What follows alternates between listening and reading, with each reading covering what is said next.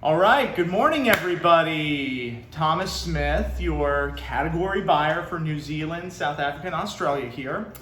Today, I'm going to be pouring a selection of summer sippers. This is a regular thing that we do once a year where we try and showcase some of the interesting, distinctive, and delicious wines that each of our buyers have put together to get in front of you guys today. We have an aggressive list because each of the buyers had a lot of really cool things they wanted everybody to check out. So we are going to be moving really quickly. Please do your best to keep up. We're not going to do any rinses throughout the course of this, so let's just start slamming down the line. All right, so first up, this is one of the only wines on the sheet that we're looking for reviews for actively right now. This is the 2021 Auntsfield Single Estate Sauvignon Blanc. Auntsfield is made by Luke and Ben Cowley, two brothers who are the winemaker and viticulturist in one of Marlborough's classic estates. This is located in the Wairau Valley in part of a complex called the Southern Valleys.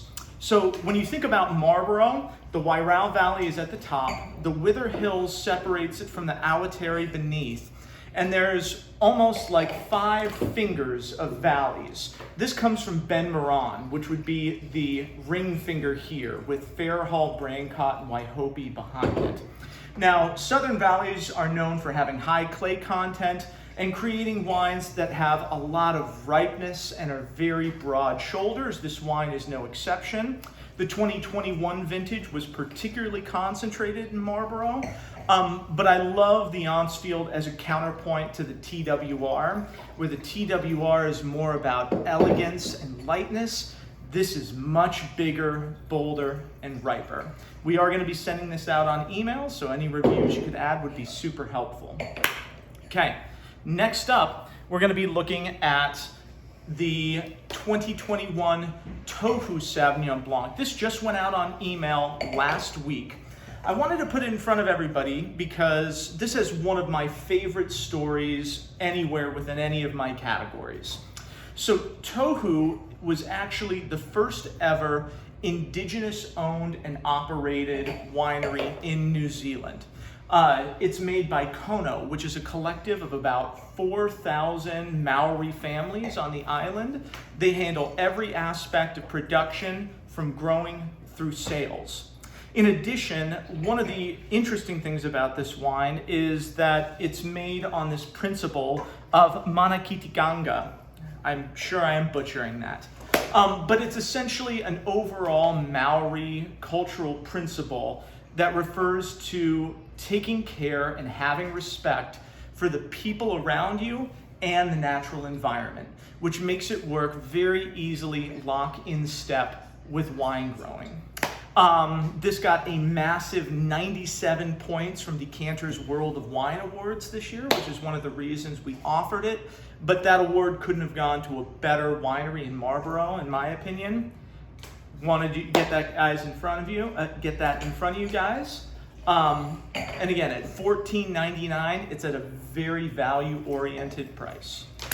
Awesome. We're going to continue moving on now, and we're going to start to work into some of Clyde's picks. The first one is actually one of my all-time favorite value whites that we sell at K&L. And that's going to be the 2020 Bois Malo.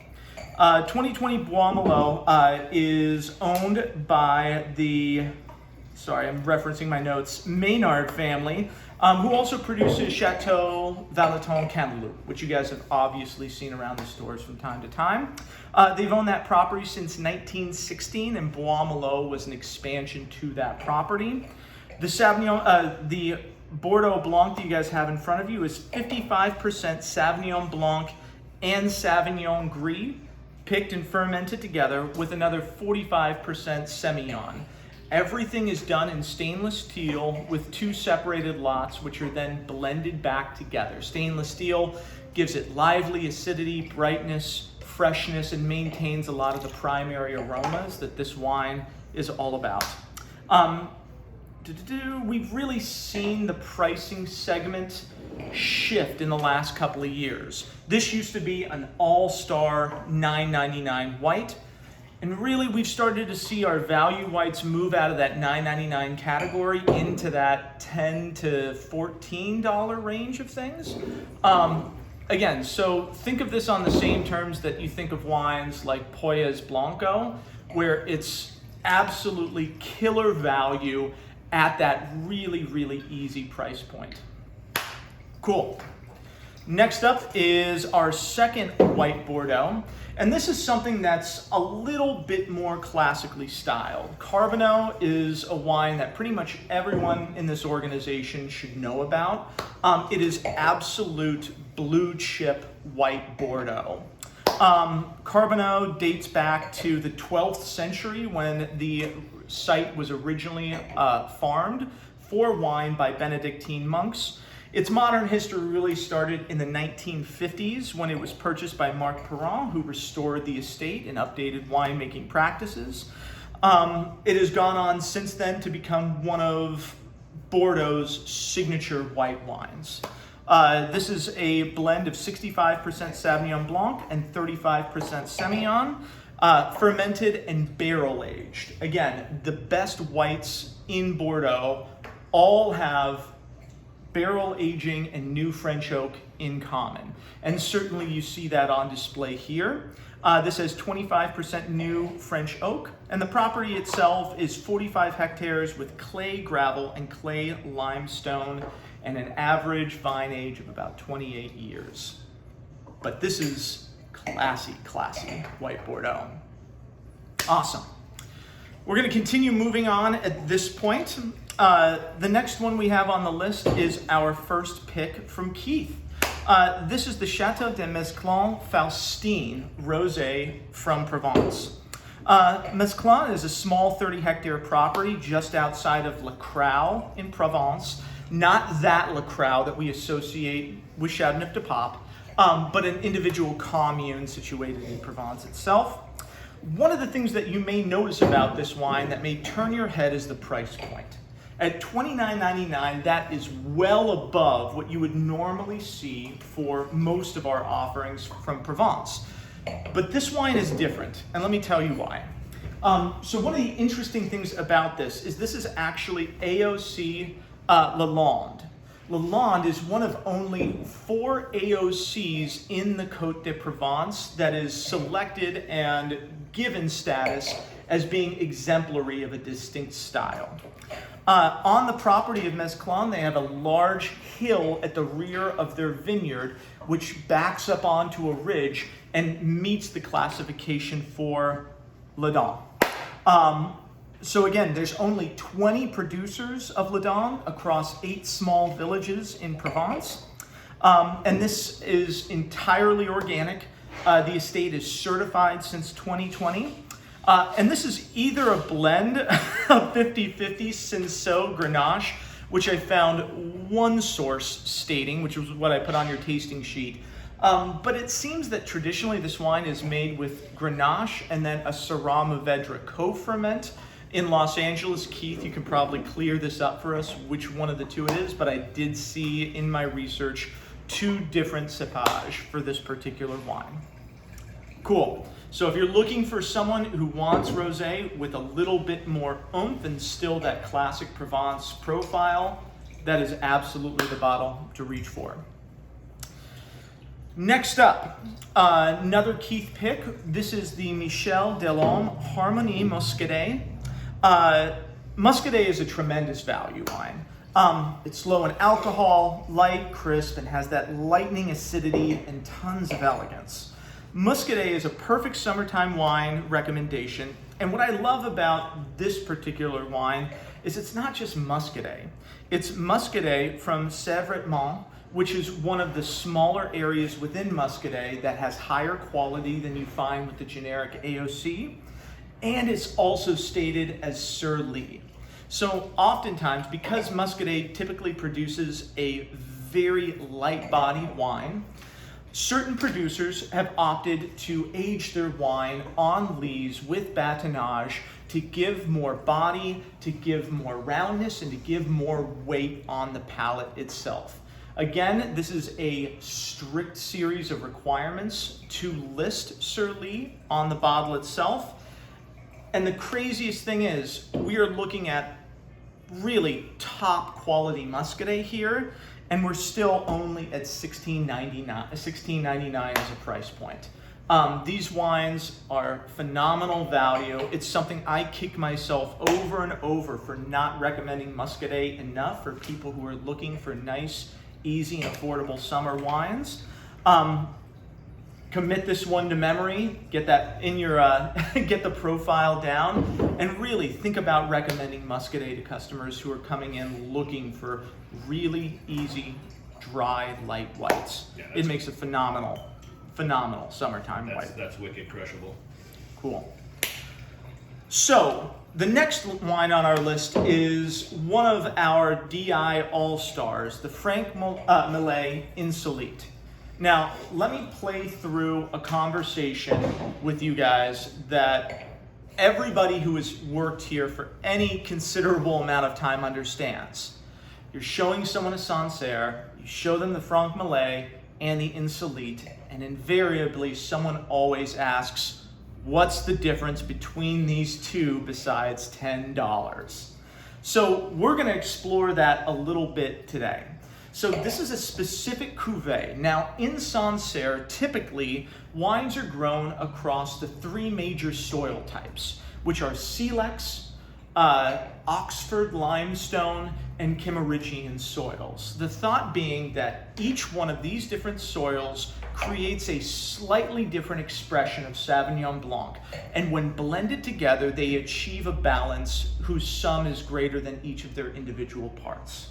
This is the basic philosophy behind Sancerre. Yet this bottling is a little bit different. So this all comes from one single outstanding block on Franck Maillet's 23-hectare property. And it's all focused just on that Kimmeridgian limestone. It is the chalkiest soil that is in his estate. And he found that on its own, it is actually one of the best representations from their estate property. So this small block ends up being bottled as the Insolite on its own.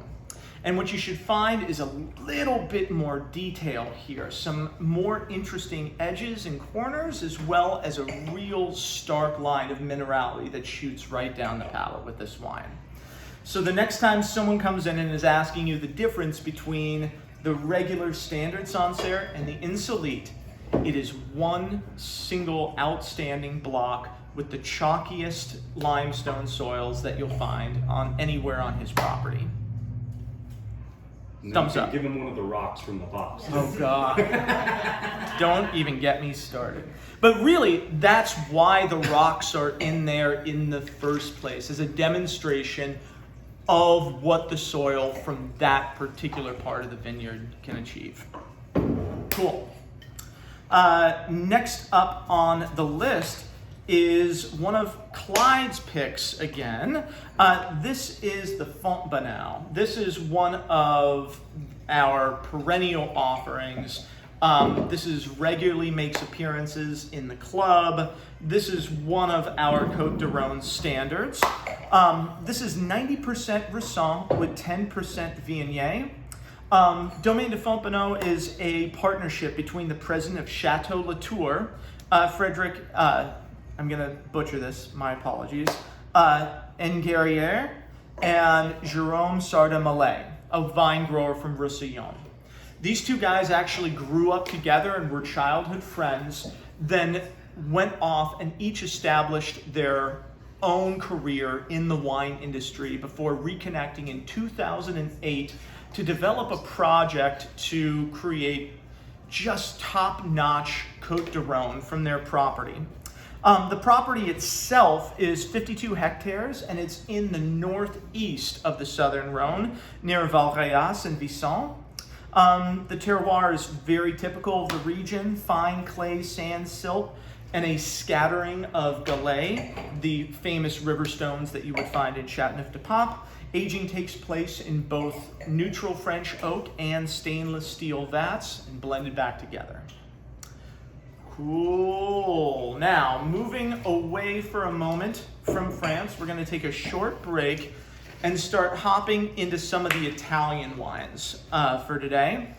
The first pick is going to be Catena Terlano's Pinot Grigio from Alto Adige. Catena Terlano was founded in 1893, and it's the largest co-op in southern Tyrol.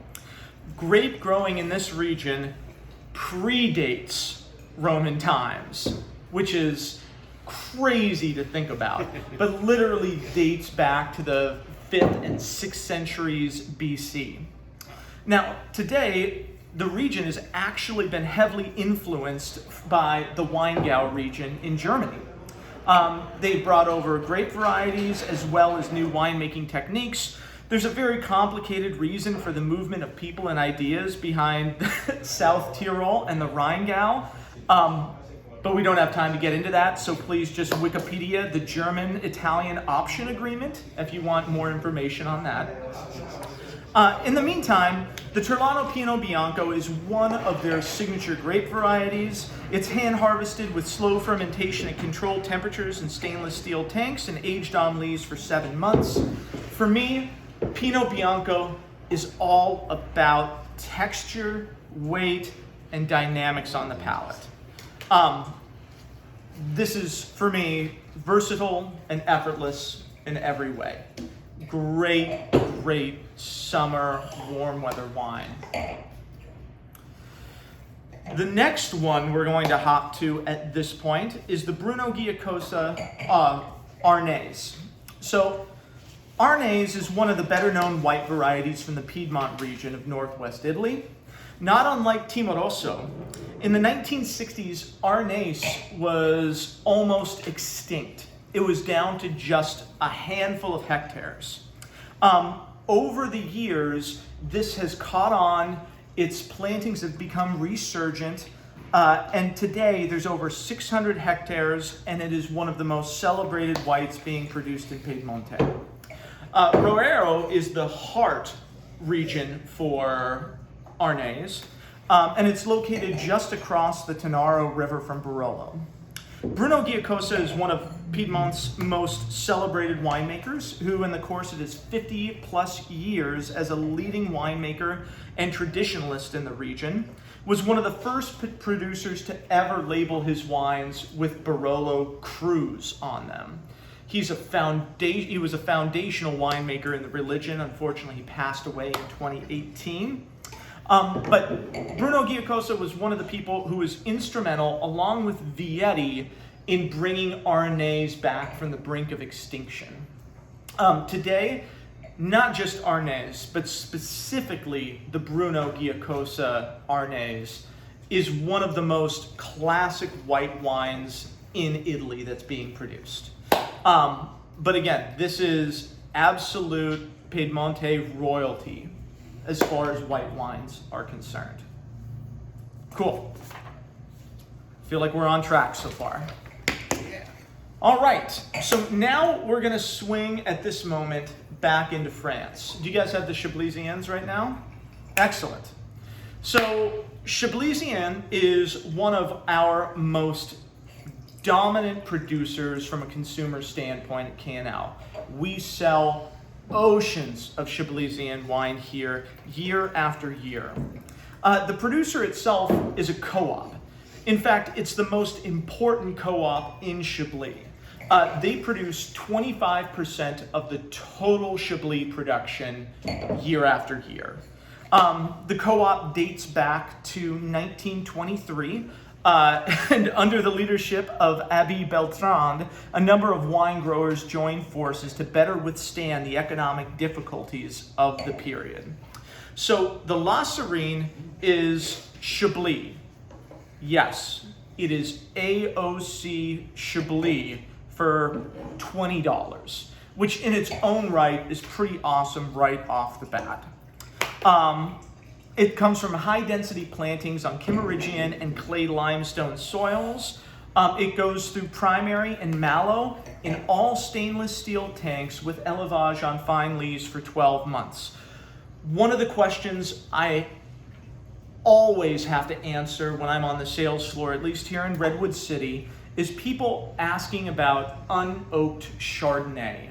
And we stumble around looking for things like the Morgan Metallicas of the world, where it says stainless steel on there just to give the customer a little bit more peace of mind. But this is actually a phenomenal alternative response to that question, because it does go through mallow. It's not necessarily as lean as you would find with some other Chablis producers out there, but at the same time, it doesn't have that really oaky profile to it, which those customers definitely don't want to engage in. This is a great opportunity to start crossing over some of those customers who are looking for stainless steel Chardonnay into something like a Chablis that I think will make them really, really happy, and is honestly a steal at 20 bucks. All right, so we're gonna do another Chablisian right after that one. And now we're gonna get into the more nitty-gritty wine nerdy stuff about Chablis itself. So as we can all remember, Chablis is almost like a bowl. It's a small valley with a plateau at the top and a series of ridges on both sides of the village of Chablis that all face south, or at least that's where the plantings of grapes are. The Côte de Lachey is on the opposite side of the village from Le Clos, where all the Grand Crus are. But nonetheless, it's still one of the most highly regarded Premier Crus in Chablis. It's also one of the larger ones, sitting at about 152 acres altogether, and it's topped by forests and then leading down to a steep slope. Really insulates this particular parcel from things like frost and harsher weather conditions. Now, Lachey is known for being a little leaner and a little sharper than the slightly rounder wines that come off the ridges on the opposite side of the hill. But they do have a reputation for intense minerality, which is often attributed to the porous, low fertility soils with high limestone content. This is aged for 12 months on fine lees in a non-disclosed percentage of oak and stainless steel. Moving on, we have another Premier Cru, but we're gonna hop back to the other side of Chablis at this point, and we're gonna take a look at the Valeron, which is one of the more interesting Premier Crus in Chablis. So if you think about Chablis, the Le Clos and the other Grand Crus sit on one major southeast facing hillside. Now, what's interesting about Valeron is Valeron shares a border with Le Preussé all the way up to the north end of that bank of exceptional vineyards. So literally, this is as close as you can get to Grand Cru Chablis without physically jumping over that rock wall and being in Chablis Grand Cru. Soils are deep and clayey at the foot of the hill, and they become rockier at the top, but it shares the same limestone-rich Kimmeridgian soil as all the other Grand Crus because it is planted on that same band. This is just like the last one, aged for 12 months in a mix of stainless steel and French oak. Typically, Chablisian likes to use a little bit more new French oak on its Premier and Grand Crus. That is becoming the style more often with Chablis these days, but certainly not every producer follows those guidelines. But you'll certainly see a little bit more new French oak, particularly on the higher level wines for Chablisian. Cool. All right, so that was our 3 Chablisian wines. And at this point, we're gonna hop on and do a little bit of domestic. So, Birichino, Hinc sunt dragones. As a former Latin teacher, here there be dragons. Again, the only reason that's a little tongue-in-cheek for them because they have a here there be dragons wine that's separate from this one. But what makes this wine cool, beyond the playful label, which most of you will recognize, references Domaine Tempier, this is actually a new wine this year from Birichino. It is a reserve level rosé from them. And this is one of Woodhouse's absolute favorites. John and Alex chose a couple of really special parcels for this wine, including, so this is 67% Mourvedre from Little Big Block in Contra Costa, which was originally planted in 1895. So absolutely old vine Mourvedre here. And 33% from Cinsault from the Betchhold Vineyard in Lodi, which was planted in 1886 and is, I believe, this country's oldest producing commercial vineyard. The Redwood City team got a chance to actually walk that vineyard a few weeks ago, and it was absolutely stunning to see these massive, gnarly old vines that John is using for this particular rosé. Next on the list, we're doing another rosé. We're gonna hop into Sturm, one of a collective of kind of the new cool hip kids that are producing wine down in Watsonville, mainly from the Santa Cruz Mountains, but many places as well. This is a new wine for us. We've never sold this before, but this is from Wurtz Vineyard, another old vine historic vineyard source in the Cienega Valley. Please, if you get the chance, Google Pat Wurtz. I've met him on a couple of occasions, and this guy is as real as it gets. Old silver-haired dude with a cowboy hat and a handlebar mustache driving a beat-up old truck across the Cienega Valley. He's awesome. But Wurtz is known particularly for old vine Riesling. These organically farmed and dry farmed head-trained vines were planted in 1964 and are currently coveted by just about every winemaker in the state who has any interest in making Riesling. For this release, they did 90% Riesling with 10% Zinfandel. Whole cluster macerated them for 24 hours, then co-fermented them in steel and aged surly in neutral oak. It's got all the delicious crystalline acidity of Riesling, crazy limestone minerality from Wurtz, and a subtle hint of ripe, brambly red fruit from the tiny bit of Zin. A super offbeat, very distinctive rosé. I had someone come in the other day and literally ask me, I want a rosé, but I want it to have a lot of flavor. This was the wine that I grabbed. All right, one more domestic today before we start moving on. We're gonna hop to the Union Sacra Kick On Ranch Old Vine Santa Barbara County Dry Riesling. Whew, that's a mouthful.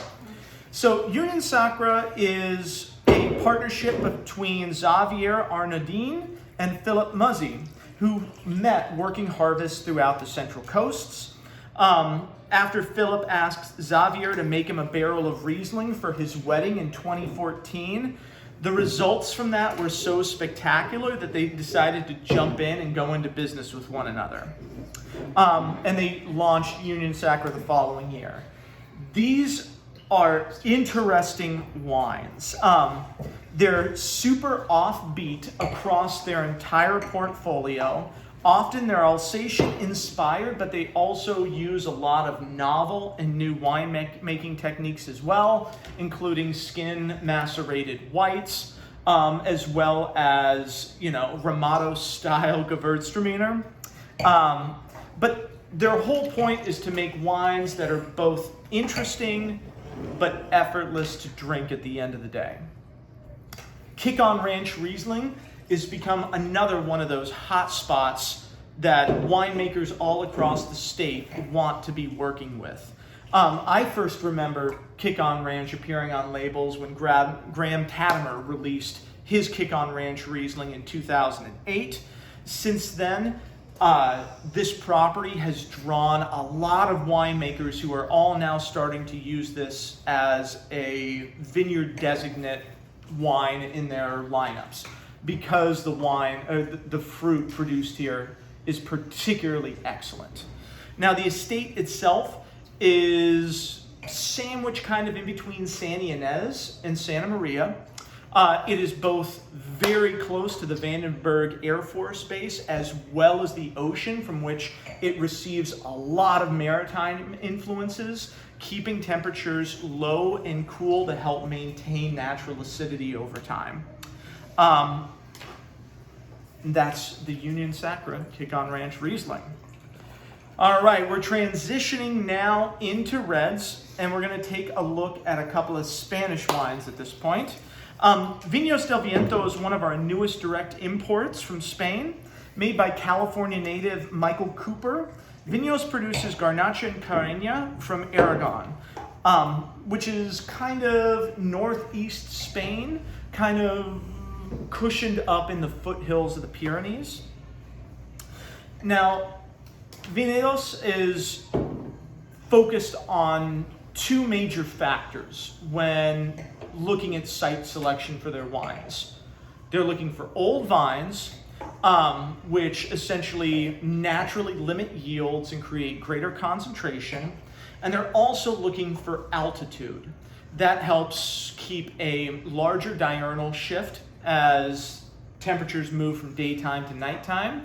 And that really helps maintain freshness and acidity in the wines over time. So for example, the average vine age for this producer, the youngest wines they work with is 33 years old, all the way to 100. And in addition to that, the lowest elevation vineyard that they work with is 1,800 feet above sea level. So you'll see both of those things very consistent throughout all of their wines. This particular one comes from low-yielding 50-year-old vines on red soils outside the village of Tabuenca in Campo de Borja. The wines are fermented with partial whole cluster, indigenous yeast, fermented in neutral oak. Again, looking at people who are asking about old vine wines, that is remarkably difficult to beat at $16.99. Cool value. Next one should need no introduction from me. This is Bodegas Poyas Crianza Rioja. This is one of the most consummate staples that we have from our Spanish program around here. Our customers know this wine really well. It is something that really just moves on its own, but it's important to get this in front of you guys because, again, this is a great option for summertime wines. I'm gonna read you Kirk's copy for this one in particular. Jesus Poyas is one of the most talented vignerons in Rioja. Hailing from a long line of vineyard workers, Poyas knows the terruño and his little slice of land in the Rioja Alta town of Abalos. All the grapes for his red wines come from his own 26-hectare estate, which generally are north-facing and located between 300 and 600 meters in altitude, all within the village of Abalos. A very rare in a region where sourcing from various vintages and even subzones is more the norm. Produced from primarily estate fruit, this is 95% Tempranillo with a little bit of Mazuelo, Garnacha, and Graciano. There's a lovely Crianza that beautifully shows elegance of the vintage. Mixed berries with a hint of earthy savor on the nose leads to a palate showing delicious fruit of terrific cut and purity.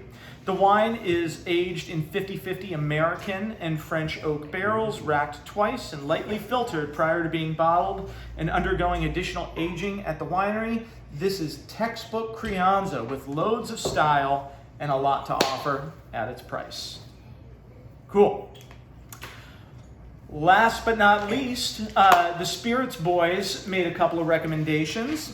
The first one we're going to take a look at is the G4 Blanco de Madera for $59.99. This is a new limited edition 100% wood tank fermented expression from the extremely well-liked El Pandillo Distillery. This is a benchmark tequila for us moving forward. And this is traditionally produced free from additives and celebrities,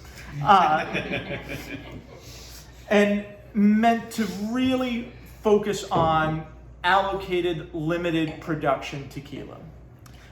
There were only 550 cases of this produced, and K&L received the lion's share of the entire production of this wine. But this is a high recommend for anyone who loves agave spirits. This is going to go quickly, they assure me. But a really, really solid tequila from a new face for us. Last but not least, we're going to head to Spain for the Gin Mare Capri, one of the other spirits that the guys wanted us to check out. Spain knows a little something about gin. Spain has the highest gin per capita consumption rate of any country in the world. So Gin Mare is distilled in a 18th century converted chapel in Costa Dorada, the coastline just southwest of Barcelona. It's made on a Florentine still. And what's different about this gin versus the standard Gin Mare is this is made with Italian bergamot. We had a little spill mess up here. It's made with Italian bergamot from Calabria and lemons from Capri, along with Gin Mare's 4 principal botanicals. Olives from Spain, rosemary from Greece, thyme from Turkey, and Italian sweet basil. Not unlike the South African gins that we have, where they are trying to give a very specific representation of a site. The Gin Mare Capri in particular is meant to have a botanical lineup that really brings the flavors of the Mediterranean. Again, like, I'm just thinking caprese salad. You know, it's Capri, I get it. But nonetheless, shut up. It's one of those things where, like, Mediterranean food in the summer, they go hand in hand. And at G&T with this sounds absolutely delightful and a great pick from our spirits guys. Sorry, I know that was a lot to take in a very short period of time. I appreciate everybody listening and coming out. Thank you so much. Please try and write up 1 or 2 of these, but particularly the Onsfield. And definitely reach out to buyers if you have any further questions about anything that you tasted here today. Thank you guys so much. Have a great day on the sales floor. Cheers. Thank you.